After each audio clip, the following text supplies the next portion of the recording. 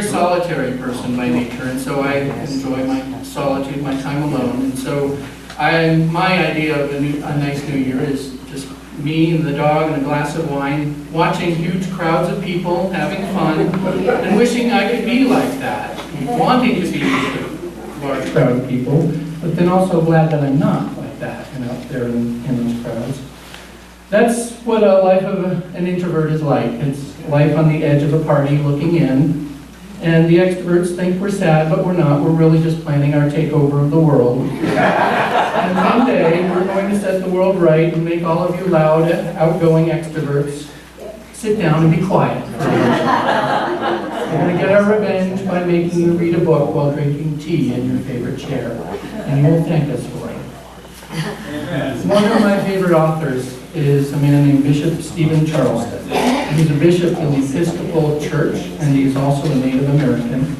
And he writes a daily devotional on his Facebook page, and this is his entry from yesterday. He says, "Come and stand on the high ground, where you can look back on the past year's journey, where you can see it more clearly, its long path of twists and turns, the hard ground that you covered, the unexpected obstacles you had to overcome, the places of chance meeting, and the places of much needed rest. All of these are visible from this point of view, here on the high ground of hope, where the past recedes and the future beckons, where the way ahead is a challenge offered, a challenge you will accept, not with an anxious heart, but with the confidence of one who has come this far, willing to walk on, willing to live what comes, as faithful in the last step as in the first." At this time of year, the new year, it's natural for us to look back and look ahead. And this process is hardwired into our being. It's something we do at various parts in our life, and it is a central part of the dying process. And as a hospice chaplain, that's what I participate in, is helping people as they review their life, as they prepare for their life. And it's something that we all go through, and we all have to finish before we're ready to move on to what's next. The change in the calendar year from one year to the next is one of those moments.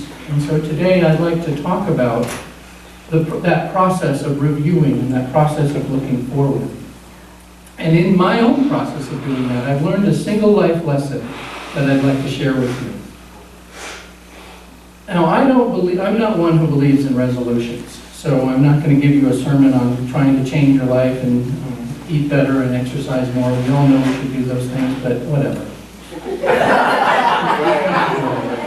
I'm on the seafood diet. I see food, I eat it. Yeah,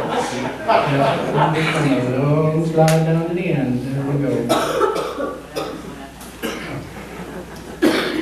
Resolutions, the problem with resolutions is that we decide that we need to make a change without really figuring out how we got to where we are and in need of the change in the first place. And that's what this reflection process is really for. We need to go through and figure out, okay, here I am, how did I get here? And then, after a time of discernment, where do I want to go and how am I going to get there? And the reading from the book of Revelation is a story, it's a picture of the end of the story. And Revelation is a book that doesn't get a lot of attention from the pulpit except from some fundamental circles. Progressives don't usually like this book very much. It's dark, it's hard to understand, and open to so much interpretation that we just prefer to leave it alone and let others speculate about its hidden meaning. But there is a lot of rich truth and meat in that book. Amen. And Revelation is a type of literature. It's a genre that's been around since about 200 to 300 years before the Common Era, a genre known as the Apocalypse. And it's a picture of the end times, where it's a picture of a final standoff between opposing forces. And the themes of conflict and battle and opposition and chaos and undoing the world order and replacing it with another world order are common themes in this genre. And it's still very popular today. We see it in movies like Mad Max or shows like The Walking Dead. And today we have a new form of the apocalypse, and that's the zombie apocalypse. And it's basically the same thing, the forces of good and evil opposing one another. And I think the idea of the living dead becoming so popular is also a metaphor of our society, that we go through life not really being alive, not really fully engaged with our full senses in every moment of the day. So the author of Revelation has traditionally been attributed to the Apostle John, the son of Zebedee, but that's probably not the case. The evidence is very weak for the Apostle John being the author, but it was probably someone using John's name, writing about 80 to 90 years after the time of Christ. And this was during a time of intense opposition and intense persecution of the emerging Christian church by the occupying forces of Rome. And worship of the Roman emperor as a god has come to its height around this time. And so the people in the area were worshiping this human figure. And then within that we have the Christian church and also the Jewish tradition that believed in the one true God. And so those two things are in opposition to one another. And this passage is about the culmination of that struggle, of the Roman emperor worship and the worship of God, the worship of Jesus.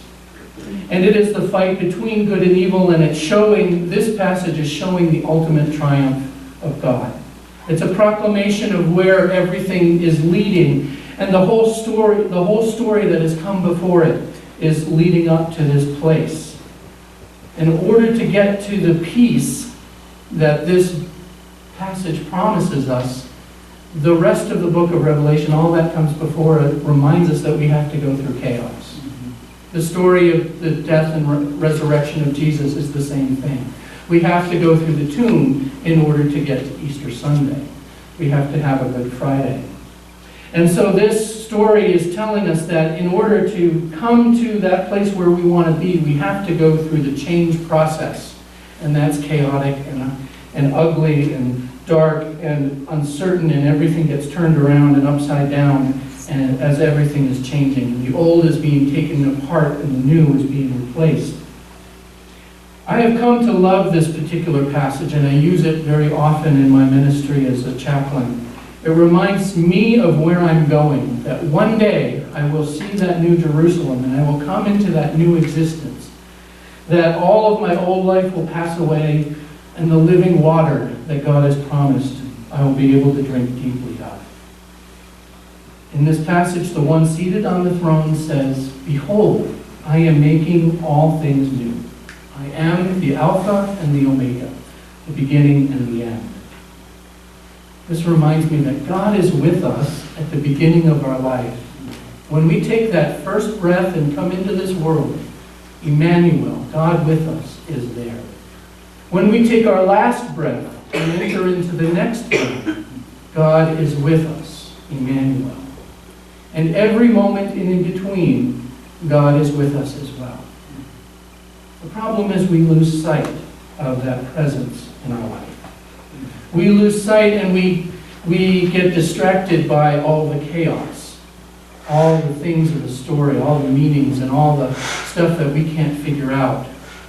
What does this mean? What does that mean? As you're reading the book of Revelation, you're confused. You're like, what the heck? Was this guy on drugs? You're trying to figure out what he's talking about. And the same thing for us when we're going through the middle part of our life, which is our whole existence. We're trying to figure it all out. And we so easily get distracted by the stuff of the here and the now that we lose sight of the presence of God with us. Know what I'm talking about? Yes.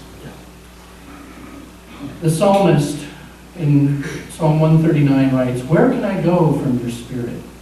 Where can I flee from your presence? If I ascend to heaven, you are there. If I make my bed in Sheol, you are there.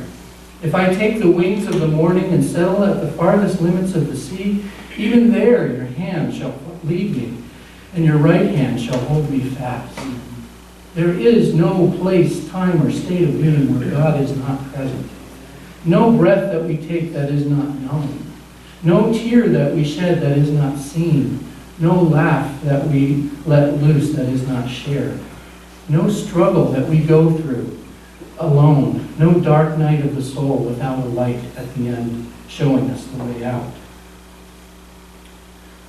What working with those at the end of life has taught me, that simple life lesson that I told you about, is that if God is present in every moment, the challenge of life is not to find God. The challenge of life is to experience God. God's already here. God's already in our life. God is not waiting for us for us to become perfect, or for us to get this in order or that in order, or get to the gym 3 times a week before God shows up. God's already there. And the challenge for us is to stop and to notice and to discover that experience. And we can only do that in the moment, in the here and the now. The place of power. There is no power in the past. There is no power in the future. The only place of power is right here, right now. That's the only time when we are truly, completely free to choose whatever we want to do next. And all of the stuff of our life, the stuff that we don't like, is because of the choices that we made. You can pay me the $100 for that therapy session. Or better yet, give it to the church, because that's what therapy is all about.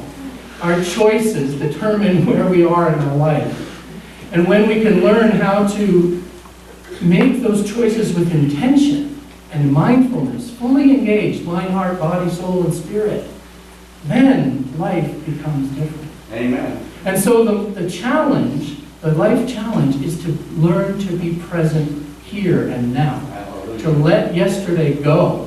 To leave tomorrow to itself. And to decide, what am I going to do right here, right now? So how do we be present? What does that really mean? To be honest, I don't fully understand it myself. I just know I have to figure it out. But one thing I know is that it means being fully engaged. It means having your senses fully alert and noticing what's happening. You notice how your body feels. You notice the sights, the smells, the sounds. You notice what's going on around you. And you let it register in your mind. And you engage with your heart at the same time. What is my heart telling me? What are my feelings telling me in this moment? And it is so hard to do. It sounds so simple, but it is so hard. So that is my thing that I want to share with you today. All the resolutions, all the stuff you want to become, all the things we're afraid of that the next years are going to bring, 4 years are going to bring, we can leave them. Let them be. Yes. We have to decide right here and now what we're going to do next. Would you pray with me? Loving and merciful God, we thank you that you are a God that transcends all time and space, and that you are present in every moment of our days. Help us, Lord, to become aware of that presence through our mindfulness and through our awareness of ourselves and our awareness of one another. In your name we pray. Amen. Thank you, Pastor. Our song of the day today is